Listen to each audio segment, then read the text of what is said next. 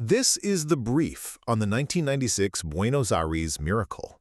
In 1996, at the Santa Maria parish in Argentina, a discarded communion host began to bleed after being placed in water, triggering a rigorous, blind scientific investigation that put theology under the microscope.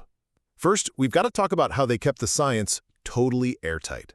Father Robert Spitzer noted that this bleeding sample was shipped off to forensic labs in New York completely blind, meaning, the scientists had absolutely zero clue where the sample came from or what it supposedly was, which completely ruled out any bias. So what did they actually find? Well, second, the anatomical lab results were just staggering.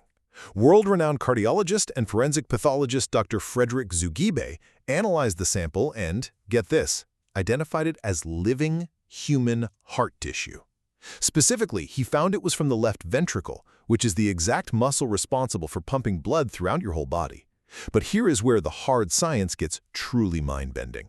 Finally, we have the definitive scientific proof of life, the presence of active white blood cells, or leukocytes. To really get why this is a big deal, think about your phone battery, out in the freezing cold. It drains and just dies in mere minutes, right?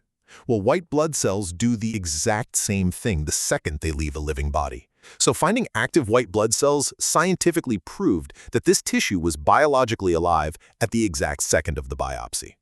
Ultimately, this official forensic analysis, interestingly coordinated by then Archbishop Jorge Bergoglio, who we now know as Pope Francis, revealed that a simple piece of bread held the active, beating biology of a human heart.